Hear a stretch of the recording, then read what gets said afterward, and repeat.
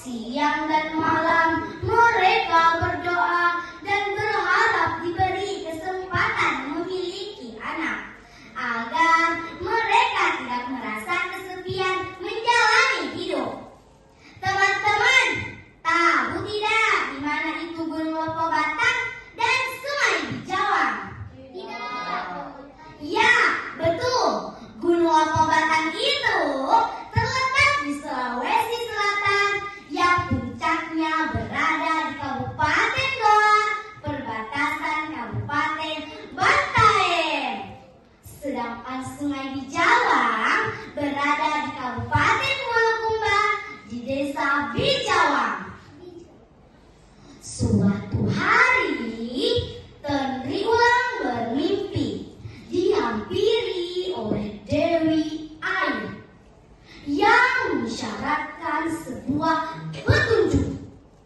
Dewi Air memberikan kendi bersih air yang ketika dibuka silau bercahaya. Ketika Tengri Ulang terbangun dari tidurnya, ia segera menceritakan semuanya kepada sang suami. Awalnya, Puang Male tidak percaya dan menganggap itu hanya bunga tidur. Akan tetapi, di malam yang berbeda, Puang Male memimpikan hal serupa. "Petanda apa ini?" ucap Puang Male dalam hati. Keesokan harinya, Puang Male mencoba mencari tahu makna dari mimpi itu. Ia mendatangi rumah seorang kakek tua yang dipercayai sakti di desa itu.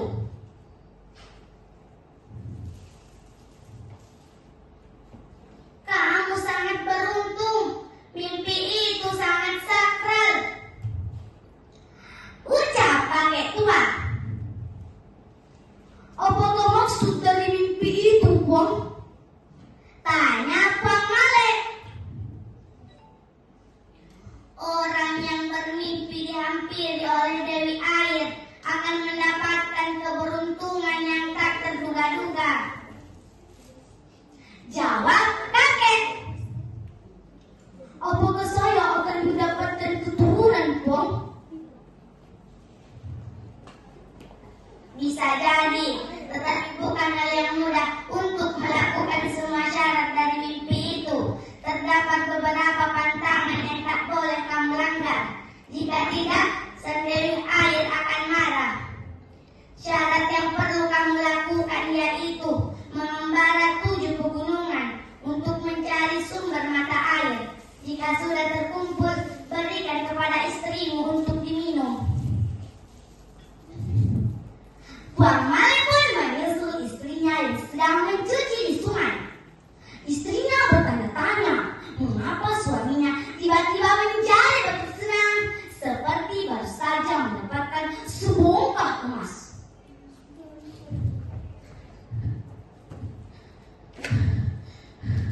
"Bu, sebentar lagi kita akan mempunyai anak," ucap Puang Male. "Mana mungkin, Pak? Kita kan sudah mengusahakan berpuluh tahun, tapi tidak pernah ada hasil. Ibu tidak bisa mengandung." "Begini, Bu, baru saja Bapak menemui seorang kakek tua dan menceritakan semua mimpi yang kemarin Ibu mimpikan. Kebetulan Bapak juga memimpikan hal serupa."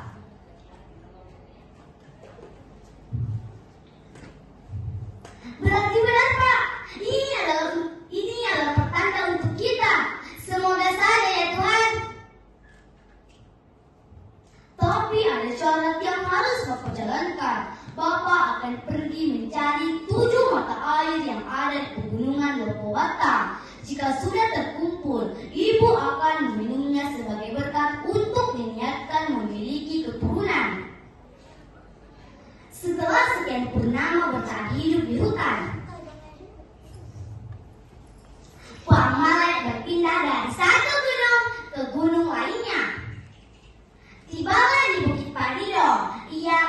menemukan mata air lalu mengambilnya. Setelah itu, ia melanjutkan perjalanannya menuju ke puncak Puanjanggong.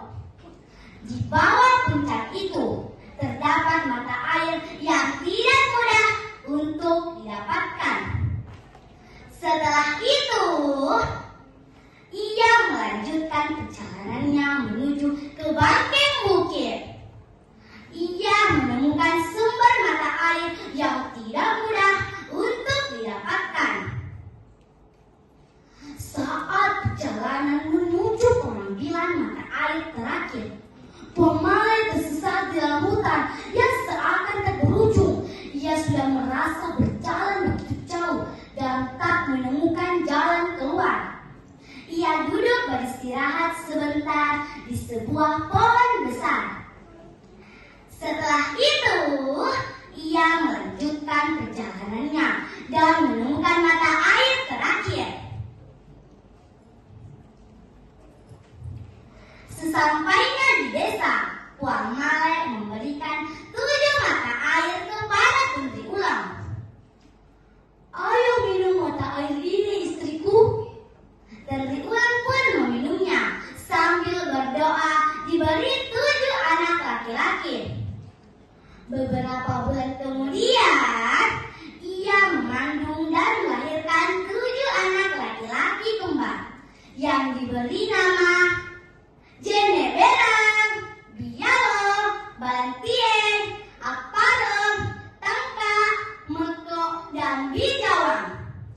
Mereka tumbuh sehat, tampan, dan kuat. Suatu hari, 6 anak membantu ayahnya di sawah, sedangkan Bijawang bersama ibunya di rumah yang sedang menyiapkan makan siang. "Nah, tolong antarkan makanan ini ke sawah ya. Ambo dan lainmu pasti sudah kelaparan." "Iya, saya masih ngantuk. Tunggu sebentar lagi." "Ya sudah, jangan lupa bawa ya. Nanti abokmu marah. Emak ke sungai dulu." Bijawang pun lupa dengan pesan ibunya. Ia kembali tidur. Di sawah, Puang Male dan anak-anak kelaparan. Akhirnya Puang Male pulang dari sawah dalam keadaan kecewa. Ia mendapati Bijawang masih tertidur.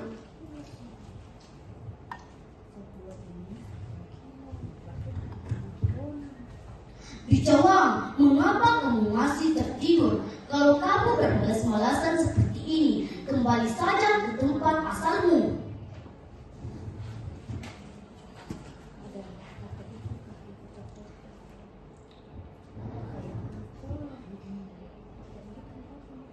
"Maaf Pak, Bijawang tadi ketiduran."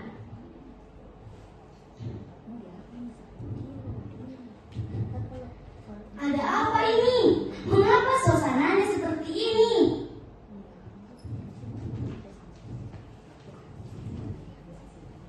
"Bijawang Bu tidak membawakan makanan untuk kami di sawah."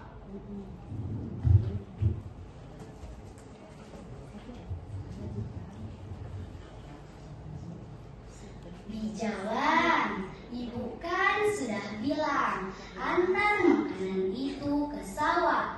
Nah, menolong orang tua itu adalah hal yang baik."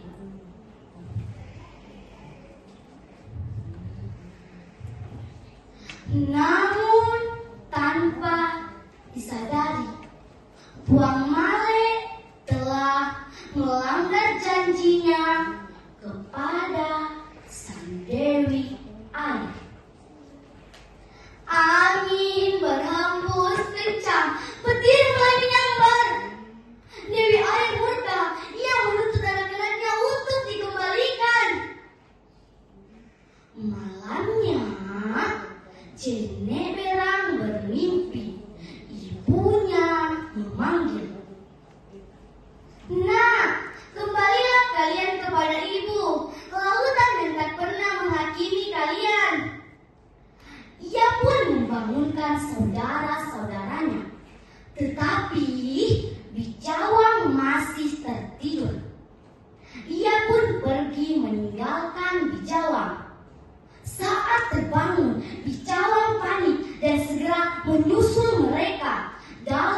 kebahagiaannya.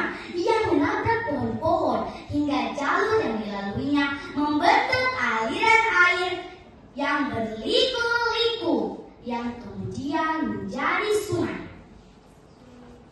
Sungai itulah yang sekarang bernama Sungai Bijawan.